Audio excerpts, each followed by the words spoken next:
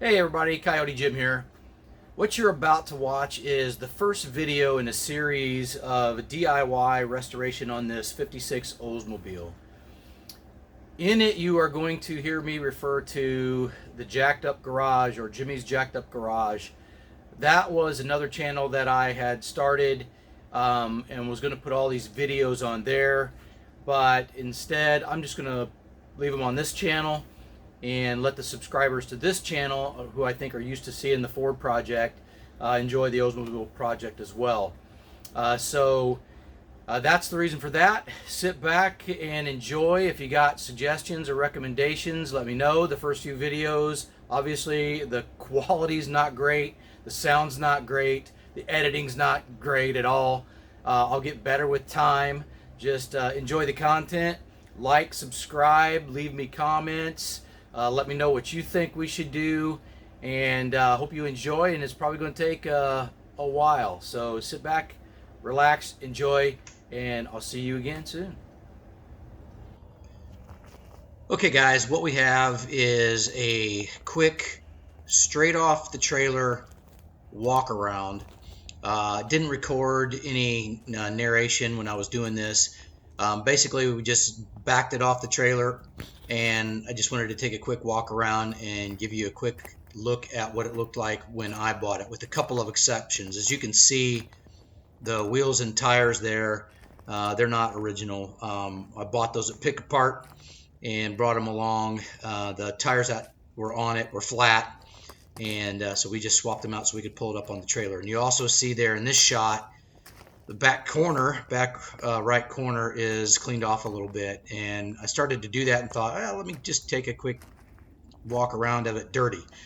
So this is just kind of a high level view of the car as it sat when I picked it up.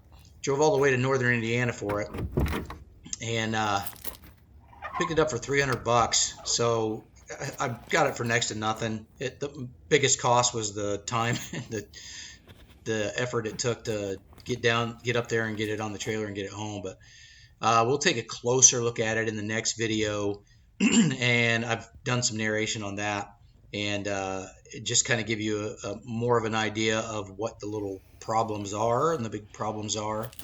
And wanted to show you inside and out the car real quick while it was still dirty and fresh off the trailer, to give you an idea what it looked like. So I did do a little sweeping out. You couldn't stand to get in the thing. I mean, there was some mouse nests like you would not believe. I didn't sweep it all out, didn't clean it all out. I cleaned out the trunk because I had to go through the back seat to open up the trunk. We didn't get any keys with this car, but I'll address that in another video as well. That's no problem. Didn't get a title with this car. That's not much of a problem. There's a process to doing that, and that's going to be another video as well. So this is just a quick overview. I want to just show you some engine shots. As you can see, it's got the invisible cooling system there. It's actually in the trunk, or was in the trunk, along with some other parts and pieces. Everything's complete on the car except the coil is missing. Other than that, everything's there. It's just, except for where there used to be metal, in some places there isn't metal. But I think we got a good deal. It trailered home easy. It rolled, so the brakes weren't locked up, wheel bearings weren't seized, nothing like that. Here you're going to get a peek in the trunk. Looks pretty solid everywhere except where you can imagine. Even down the wheel well, the spare well is solid. There at the motor mount, or at the body mount, has a hole. Up there in those corners where the brackets for the trunk lid arms are, that's where those huge mouse nests were. It was really nasty, really stunk. That's where another nest was in the deck lid.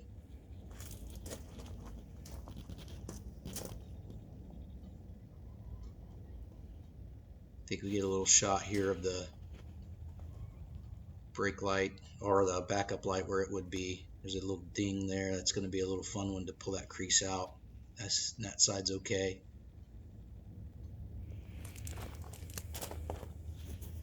Interesting to me was that the metal's solid behind the rear wheels, not in front. So obviously there's a pocket there factory pocket that collects moisture and salt.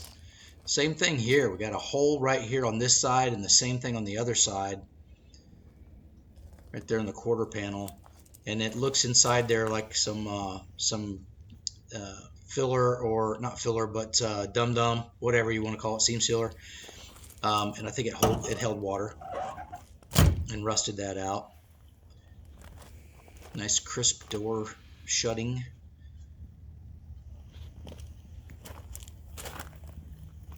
Again, hole in the front. This must have come through from the grill and held water there against the inner fender. An old patch that's seen better days. And interesting to me as well is that the rocker panels are shot and rusted through, but the bottom of the doors are in good shape. Here again, same as the other side. Now normally we could make a template from that, from one side, and use it on the other side, but both sides are gone in this case. So, and that's going to be a fun one to patch. Nice little hole there. We're going to get into the lead. And there's going to be another fun patch. We're going to have to cut part of the drip rail off to patch that.